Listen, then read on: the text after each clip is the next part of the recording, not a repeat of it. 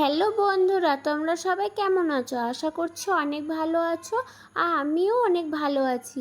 তো দেখো, কয়েকদিন বৃষ্টি হওয়ার পরে আজকে রোদ করেছে, আর বোন আর আমি জামা কাপড়গুলো কেচে ছাদে শুকাতে দিচ্ছি। তারপরে এদিকে চান টান করে দেখো আমার হাতটা কেটে গেছে। তারপরে আমি বোনকে বললাম এটা একটু কাপড় জড়িয়ে দে, আর আমার মেয়ে ওদিকটায় খেলা করছে দেখো। আর আমি ব্যাগটা নিয়ে চলে যাচ্ছি বাজারের দিকে। মেয়েকে টাটা করে দিয়ে আমি যাচ্ছি বাজারে। সেখানে অনেকক্ষণ দাঁড়িয়ে থাকার পর আমি একটা টোটোতে উঠে পড়লাম। তো মেয়েদের এরকম করতে সমস্যা হয়, কিন্তু সবগুলো ধরে থাকে না, ওগুলো একটু আধটু হবে। তাই বলে কি কাজকর্ম করে চুপচাপ বসে থাকবো, কাজকর্ম করবো না? না, আমি ওরকম না। কিছু একটু হয়েছে তো কী হয়েছে, আবারও ঠিক হয়ে যাবে, আবারও হবে। তার জন্য থেমে থাকলে চলবে না। তারপর দেখো, আর বলতে বলতে আমি বাজারে চলে এলাম।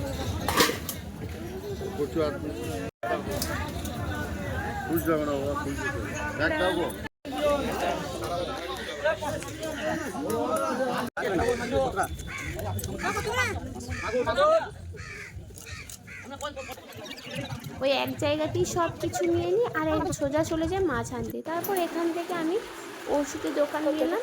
তো এখান থেকে আমি একটা হ্যান্ডি প্লাস নিয়ে নিলাম কিছুটা, কারণ হাতটা দিতে হবে তো, বাইরে তো আরও অনেক কাজ আছে। বলতে বলতে দেখো আবার আমি হাটে থেকে টোটো ধরে বাড়ি ফিরে যাচ্ছি। আর এদিকটা দেখো কত সুন্দর লাগছে এই রোদ্দুর। আবার এই দিকটায় ধানগুলো অনেক বড় বড় হয়ে গেছে। তারপর বাড়িতে এসে দেখছি মেয়েটা আমার খাওয়া দাওয়া করছে, কান্নাকাটি করে না। যাই হোক না কেন, মেয়েকে বাড়িতে রেখে দিলে মায়াদিদের চিন্তা যে হয়তো কাঁদবে বা কিছু করবে, তার জন্য যে তাড়াহুড়ো, সেটাই আর কি আমি চিন্তা করছিলাম।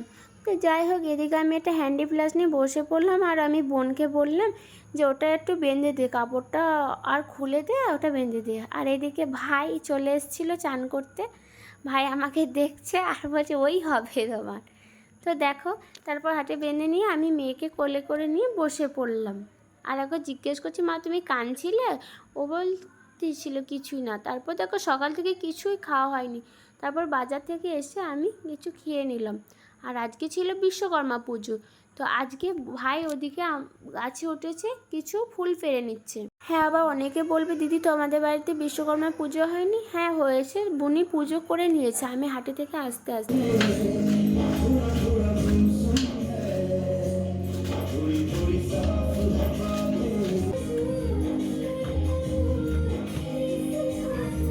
আমার মেয়েটি এদিকে খেলা করছিল, কান্না করেনি।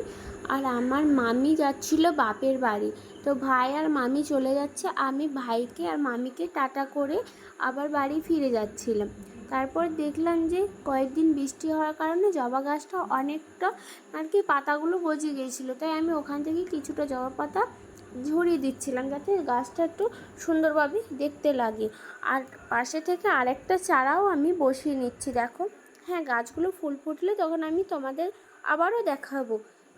কী বলো তো, এইসব কাজগুলো করতে আমার খুব ভালোও লাগে, কারণ আমি ছোট থেকে এই কাজগুলোই করতাম।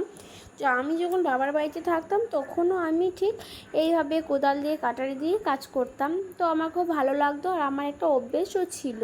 তো দেখো, আর তারপর আমি বাড়ি ফিরলাম, গিয়ে বাড়িতে দেখছি বিছানাগুলো তো গোছানো নেই।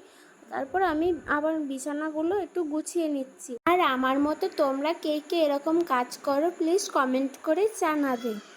তো রুমটা গোছাতে গোছাতে ফোন এলো, আমার একটা পার্সেল ছিল, তো সেটাই এসেছে। চলো দেখা যাক পার্সেলটা কি দিয়েছিলাম আমি। হ্যাঁ, আমি এই দুটো জামা দিয়েছিলাম। তো এটা আমার বোনের একটা আর আমার একটা। তো আমি যখনই কিছু অর্ডার দিই দুটো করেই দিই, আমার বোনের আর আমার। এই জামাতে এইমাত্র অনলাইন থেকে আসলো, কেমন লাগছে তোমরা কমেন্ট করে বলো।